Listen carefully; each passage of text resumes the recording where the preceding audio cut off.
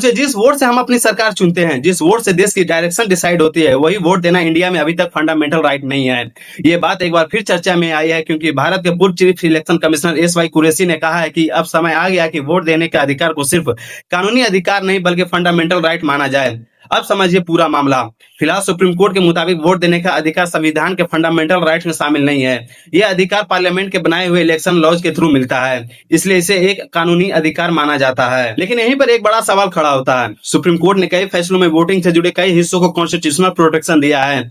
जैसे 2002 में कोर्ट ने कहा कि वोटर्स को कैंडिडेट्स की जानकारी जानने का अधिकार है, जैसे उनके क्रिमिनल केसेज, एजुकेशन और एसेट्स, क्योंकि सही फैसले के लिए जानकारी जरूरी है। फिर कोर्ट ने कहा कि सोच समझकर वोट देने की आजादी भी एक्सप्रेशन का हिस्सा है। और 2013 के नोटा फैसले में सुप्रीम कोर्ट ने माना कि अगर वोटर किसी भी कैंडिडेट को चूज नहीं करना चाहता तो नोटा चुनना भी उसकी पॉलिटिकल एक्सप्रेशन है और उसकी सिक्रेसी भी प्रोटेक्ट की जाएगी। अब यही सबसे बड़ा पैराडॉक्स है। कैंडिडेट की जानकारी पाना प्रोटेक्टेड है, इन्फॉर्म्ड चॉइस प्रोटेक्टेड है, नोटा चुनना प्रोटेक्टेड है, लेकिन जिस वोट से हम किसी कैंडिडेट को चुनते हैं उस अधिकार को अभी भी फंडामेंटल राइट नहीं माना जाता।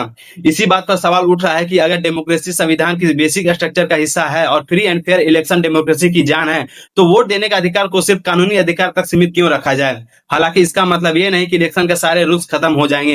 Age limit, voter list, qualification, disqualification जैसे नियम जरूरी हैं और पार्लियामेंट बनाती रहेगी। मुद्दा सिर्फ इतना है कि हर योग्य नागरिक के वोट देने का मूल अधिकार को और मजबूत कॉन्स्टिट्यूशनल प्रोटेक्शन मिलनी चाहिए।